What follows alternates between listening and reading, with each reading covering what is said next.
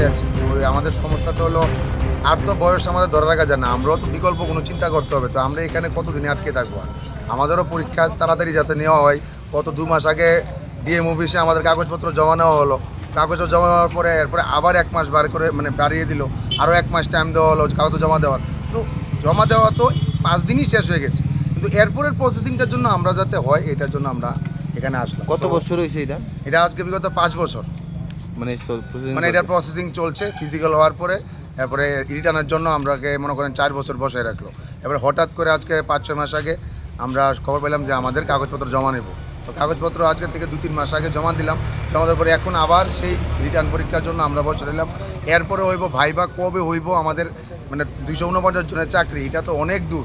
তো এই জন্য বললাম যে সরকার যাতে তাড়াতাড়ি এই জিনিসটাকে আমাদেরকে যাতে মানে সুফলভাবে তাড়াতাড়ি আগে নিয়ে যায় জিনিসটাকে। আপনি কি মনে করেন এইটা কি সরকারের দোষ না কার দোষ? না না, এটা আমি সরকারকে কোনোদিন আজ পর্যন্ত দোষী মনে করি না, কারণ সরকার তো সরকারের কাজ করবে। যাতে ডক্টর মানিক শাহ বা সান্ত্বনা চাকমা যে ডিপার্টমেন্ট নিয়ে সেটা থাকে সরকার যেহেতু 4 বছর ধরে আটকে রেখেছে, আপনি কি বলতে চান সরকারকে?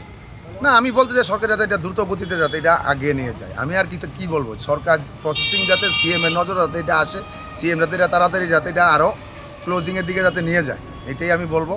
সো ধন্যবাদ।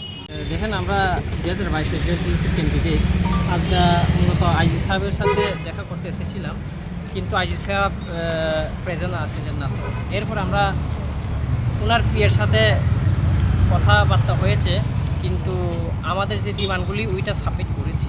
যেহেতু আইজি সাহেব নাই, তো ওনার সাথে কিছু আমরা কথাবার্তা বলতে পারিনি, এর জন্য আজকে আমাদের কোনো কমিটমেন্ট নেই। কিন্তু আমরা সরকারের কাছে ওইটাই আবেদন জানাবো যে আমাদের যে 249টা যে জেল ওয়ার্ডারের প্রসেসিং যে আটকে রয়েছে, ওইটাকে তাড়াতাড়ি আমাদেরকে যে প্রসেসটা আগিয়ে নিয়ে যায়, তাহলে আমরা খুব উপকৃত হব। আমাদের সরকারের প্রতি এইটাই আহ্বান। মিনিমাম তো হয়ে গেল প্রায় 20-40 বারের উপরে এসেছে, ঠিক আছে। তার কারণে ডেপুটেশন দিতে এসেছি। ডেপুটেশন যে জেল পুলিশের 249 পোস্ট রয়েছে, তারপর দিয়ে 10,000 প্লাস ক্যান্ডিডেট রয়েছে আমাদের যারা ফিজিক্যাল উত্তীর্ণ হয়েছে। এখন তারা বলছে যে আইজি নেই, ওএসডি নেই। তো আমরা বলেছি কেন নেই, আমরা তো কথা বলতে এসেছি না। তাও এই সবই বলছে, তারপর ঘোরাচ্ছে এই প্রসেসিং কবে হবে কবে না হবে এটাও বলছে না, কি চলছে সেটাও বুঝতে পারছি না। এখন কি মানে কি প্রসেসিং আছে? এখন কোনো প্রসেসিং রিটার্ন পরীক্ষার সময় রিটার্ন তো হয়েই যাবে, কিন্তু এরা তো এটাও বলছে না রিটার্ন কবে হবে না হবে, এটাও তো বলছে না। এটার জন্য আমরা তো এটা জানতে এসেছি কবে হবে রিটার্ন, কারণ 2022-এ আমাদের ফিজিক্যাল হয়েছে, 23, 24, 25, 26, ঠিক আছে। কখনো কোনো মানে কোনো কিছু বলছেই না তারা।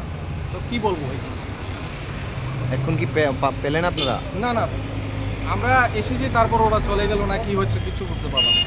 কি আপনাদের কি মানে মেসেজ কি বলবেন আপনারা? আমরা বলবো যে আমাদের প্রসেসিংটা তাড়াতাড়ি অতি শীঘ্রই তাড়াতাড়ি হোক, কারণ আমাদের বয়স শেষ হয়ে যাচ্ছে। আর কত আমরা কি করব, যতবারই আছি দেখুন এখানে যারা আছে সবারই বয়স শেষের পথে। তো স্যার তারাকে রিকোয়েস্ট করবো, আমাদের ম্যাডাম সান্ত্বনা চাকমাজিকেও রিকোয়েস্ট করবো, ম্যাডাম এটা তাড়াতাড়ি করে নেন।